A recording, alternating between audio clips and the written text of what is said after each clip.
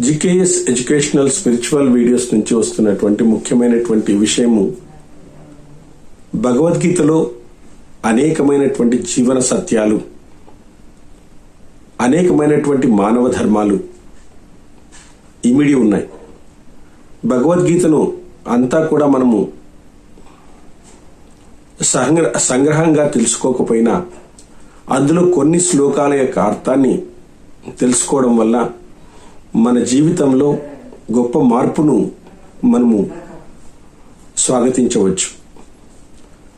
So అలాంటి జీవిత ఉద్ధరణకు సంబంధించినటువంటి ఒక శ్లోకాన్ని మనము ఈరోజు తెలుసుకుందాం.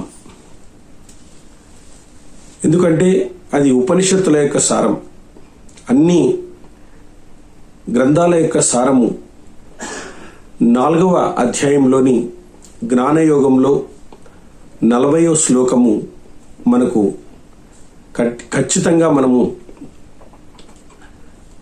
ఈ భగవద్గీత శ్లోకాన్ని అందరూ కూడా తెలుసుకోవాలి. శ్రద్ధ లేని వారికి కలుగు దుర్గతిని వివరించుచున్నాడు. ఎక్కడైతే భగవంతుని మీద శ్రద్ధ లేదో వాళ్ళు ఎలా ఉంటారో అని భగవంతుడు వివరిస్తున్నాడు. అజ్ఞానాస్య శ్రద్ధాదానస్య సంశయాత్మా వినశ్యతి నాయం లోకస్తి నపరో నసుఖం సంశయాత్మనః. జ్ఞానం లేనివాడు శ్రద్ధారహితుడు సంశయ చిత్తుడు వినాశనాన్నే పొందును. సంశయ చిత్తునకు ఇహలోకంలో కాని పరలోకంలో గాని సౌఖ్యము గాని లేవు.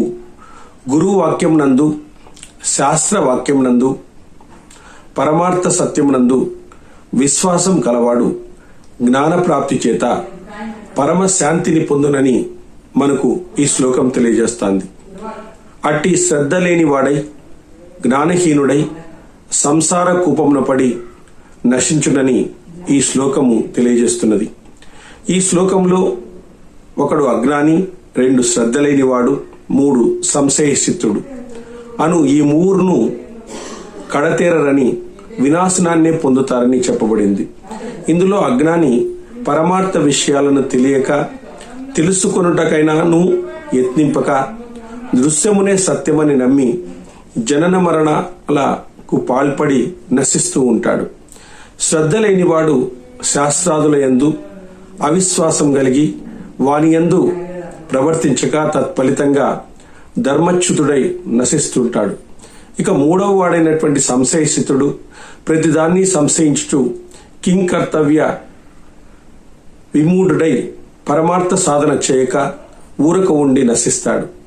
నశ్యతి అని చెప్పకనే వినశ్యతి అని చెప్పుట చేత ఈ 3ను ఘోర వినాశనాన్ని పొందుతారని భగవానుడు స్పష్టం చేస్తున్నాడు.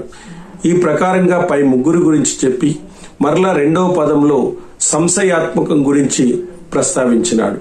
అతనికి ఇహపర సౌఖ్యాలు గాని మనశ్శాంతి గాని ఉండనేరవని భగవంతుడు తెలియజేశాడు. సంశయము మనసును పీల్చి పిప్పి చేయును.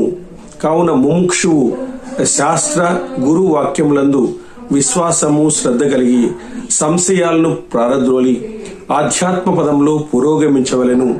అప్పుడే పూర్ణ సుఖము లేదా మోక్ష స్థితిని పొందగలడు అని చెప్పేసి ఈ శ్లోకం మనకు తెలియజేస్తోంది. ఈ ప్రపంచమున వినాశనం పొందువారెవరు అని భగవంతుడు 1 అజ్ఞాని, 2 శ్రద్ధా రహితుడు, 3 సంశయసిద్ధుడు. సంశయాత్మునికి ఎట్టి దుర్గతి కలుగును అంటే అతనికి ఇహలోకంలో గాని పరలోకంలో గాని మనశ్శాంతి గాని అతనికి ఉండవు అని స్పష్టంగా చెప్పడం జరిగింది. కాబట్టి ముముక్షు యొక్క కర్తవ్యం ఏమిటి, ముముక్షువు యొక్క పని ఏమిటి అంటే అజ్ఞానాన్ని వీడి జ్ఞానాన్ని సంపార్జించవలెను. శాస్త్ర గురు వాక్యములందు అశ్రద్ధ కలిగి ఉండరాదు. తర్వాత పరమార్థ సత్యములందు సంశయము కలిగి ఉండరాదు. అత్యంత విశ్వాసాన్ని కలిగి ఉండాలి. అతనే మోక్ష స్థితికి చేరుతాడు అని చెప్పేసి భగవంతుడు ఈ శ్లోకంలో తెలియజేసినాడు. హరి ఓం స్వస్తి. గోవింద.